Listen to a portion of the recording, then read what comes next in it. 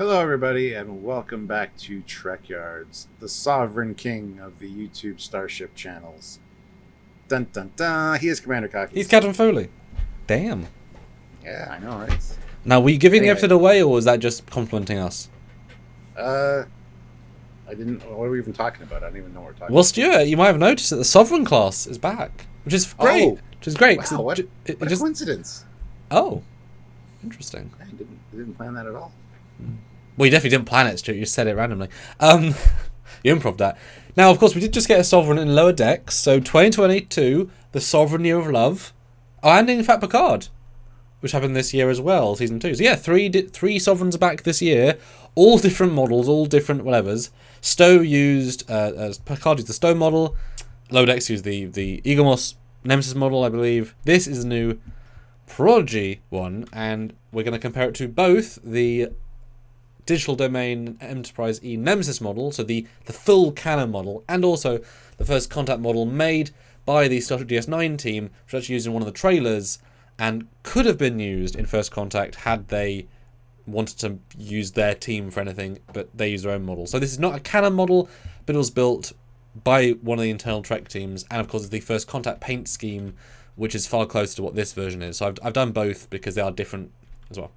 Because this thing is just great to see, and for me it looked nice in the episode. I did notice more problems with it than other ships. It's such a famous and classy ship that things stuck out to me. What did you think when seeing it? Because it's pretty heavily featured in the episode. I just thought it looked great. It was great to see a Sovereign back. The only thing that I noticed was that the reflectors seemed blue instead of yellow in almost every shot. Which I prefer, honestly. I prefer the blue-looking deflector. So yeah, I don't know if that was a lighting choice or what the situation was there. But that's the one thing I noticed. But other than that, I thought it looked fantastic. And yeah, it's kind of the year of the Sovereign because yeah, we got it in 3 different shows. So the first collage is, of course, 3 beauties showing different perspectives. Now, first thing I noticed that the nacelles are more of a teal than the blue they're meant to be. The second thing I notice is that the top view, which is the only one you can really tell, the texturing is incredibly basic. It just looks like generic grey smudges over geometry. yeah, and there you can actually tell the middle one. You can tell that the impulse engines aren't lit, which They're there's missing. The shot of it later where it's just textured over. Same with some windows. Yeah, there's a few render errors, but there's a lot of subtlety with the E, and the top one looks like a toy. And when you remove all that subtlety of texturing, you can just see the plates as just like big bulbous plates that stick out. Like there's a lot that's meant to go on in this texturing, and it's all missing. Not just that, of course, but the windows, as you can see in the top view, for some reason, are now rectangles that have been pushed up out of the hull with a texture applied of a window. This is not how they're meant to look. My assumption is that it lets the camera read them because the windows are so important in the scene, they go bright red, you need to see them.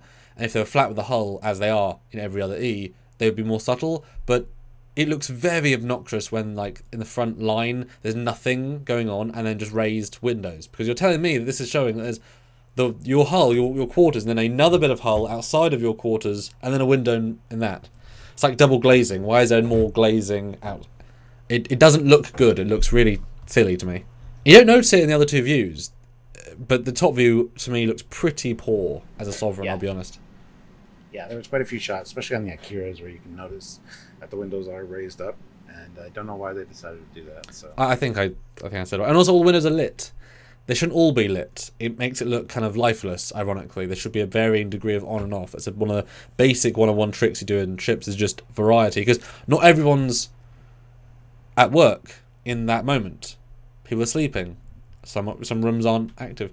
The next video is a huge collage of things. Again, huge angles. And you can see that, yes, there's no impulse engines on the middle one. And there's just a hole. They just didn't render the geometry of the impulse engine for some reason.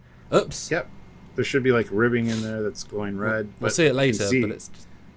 yeah, you can actually see there's like the same kind of texturing as the hull in there, so it's just empty. Which, again, is just generic Substance Painter grey metal. It's really, really bad texturing. Like, and that shot on the right is so... bottom right is so flat and lifeless. Looks like a fan-made render. And most of the ships look fantastic. The Defiant is incredible. Centaur is amazing. The Akira is pretty good. This one, I think, is their big letdown, personally. But yeah, in that middle picture too, above where the shuttle bay is on the back of the saucer there, which I don't even know if that's shuttle bay. There's a lot of doors, but anyway, there's supposed to be windows there, and they are again textured over with the same. Yep, because that's the giant shuttle bay window lot. Now, one reason I also use the first contact mesh to talk about this is because there's meant to be more torpedo launchers in the version. There will be a torpedo launcher between the bridge dome section, and we'll see it in another render, but it's missing those launchers, so it's not a Nemesis version. They didn't build those things in, which also implies it's not the Nemesis model because they would be there. And already I can see details that are just wrong. So, the next shot, though, is a comparison between, like I said, the real studio model, as a made by Trek Studio model of the E, but it was never used in canon, but it is a made by the team. We'll move to Nemesis in a second. But this is how the paint scheme is meant to look in First Contact. Thoughts? Honestly, not that bad. I mean, yeah, the raised window detail, the raised escape pods on the Prodigy one look a little odd. Of course, we did point out, too, in other videos that there's no self-illuminated registries as well. Or blankies, yeah. Other than that, I mean, there's the center part at the front is raised up like it should be, so that looks alright. But yeah, I can see why you'd say that it looks kind of off. It's just smoother and more graceful in the bottom one. Yeah, for me, a pretty radical difference. And yes, the escape pod's entirely the wrong size, shape, vibe, which I didn't even notice until just now. We pointed out, and that's like an iconic shape of escape pod as well.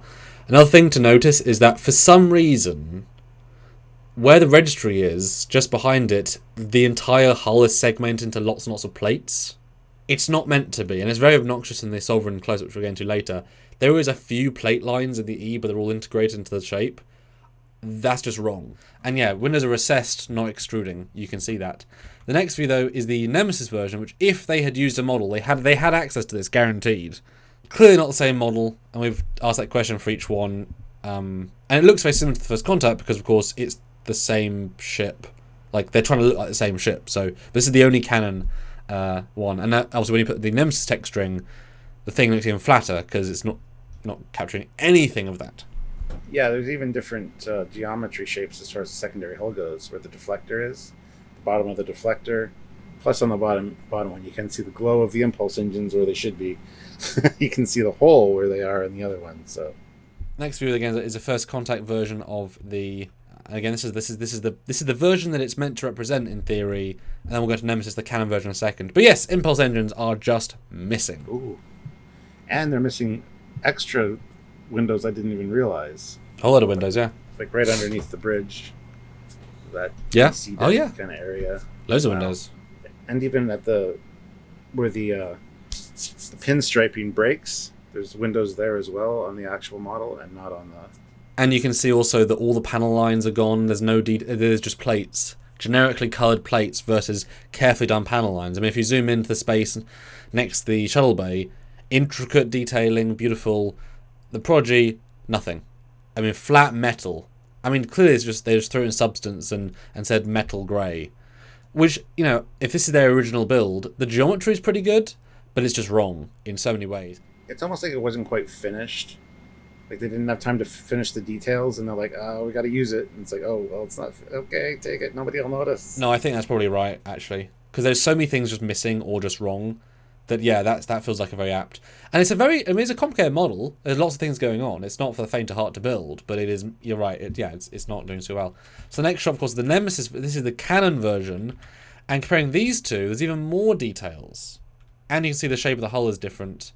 If you just swapped it in for a second, you can see that it was built to be a movie model, so it's a much higher end model than the other version.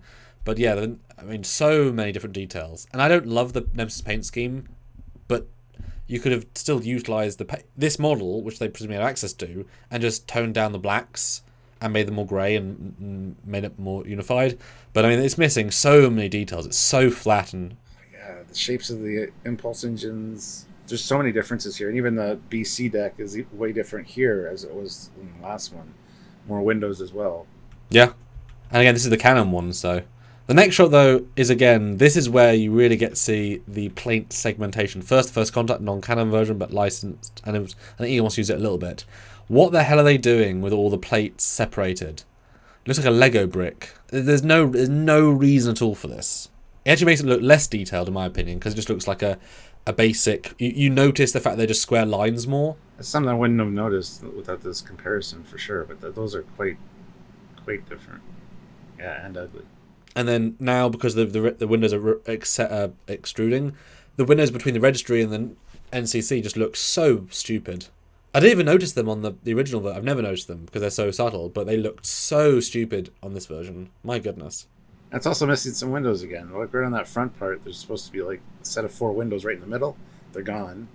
Transporter emitters. Why don't you put the transporter emitters in, guys? They're right there. And yeah, radically different escape pod hatches, like not even close to being the same.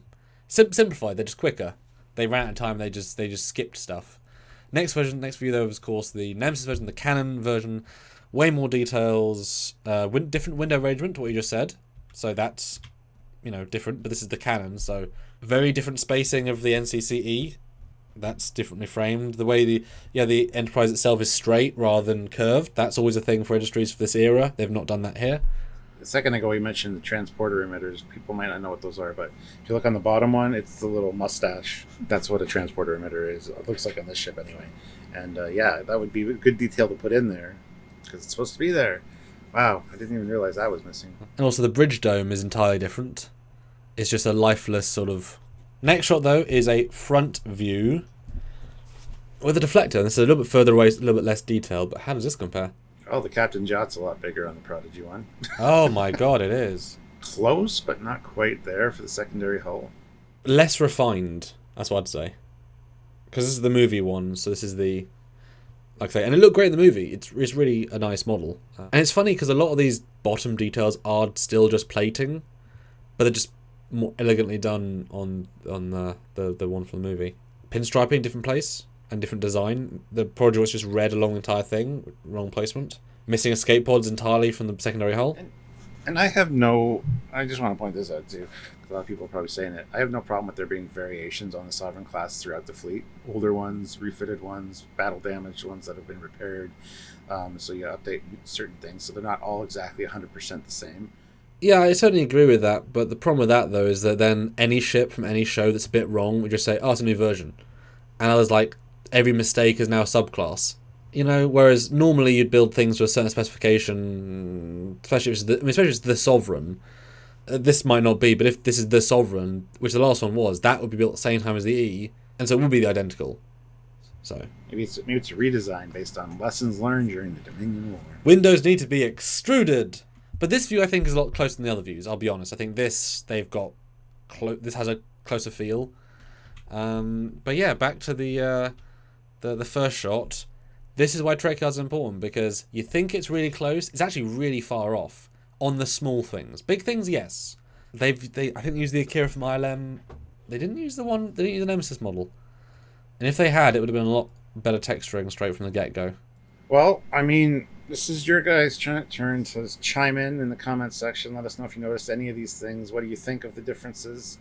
And I know a lot of people in my first reaction live pointed at the lack of the impulse engines. So it's something that a lot of people noticed, whether they thought we would or not. So comment down below what you noticed, if we missed anything, if there's something we mentioned that you didn't notice. We want to hear your thoughts. Also, like the video, subscribe to the channel, and don't forget to click that notification bell icon to all. You don't miss our lives and our edited videos. And as I said earlier, if you want to learn about the Enterprise E and Sovereign specifically in this scene, we have a video on it. Go check it out. Yeah, there's a lot to look at this week. We're very ship orientated. Each one we've credited good and bad. This is just less good, but that's okay. The Centaur Define are superb. So yes, check out those videos. Like, comment, and let us know, because the algorithm likes people to talk about these videos, so put any notes you have. And if you want to support us directly in these sorts of videos, these comparisons, these renders, then super chatting on our lives, really important. Super thanksing on any video. Like go back to our interview with John Eves on the Sovereign, and super thanks on that. You could. Thanks in advance, or monthly on Patreon, or join the YouTube channel. Every single way helps. So if you do 1 or 2, makes a big difference. So until next time, he's Commander Cook. He's Captain Foley. And long live your sovereign, King Charles. Hmm. Just saying. Thanks. Bye, guys.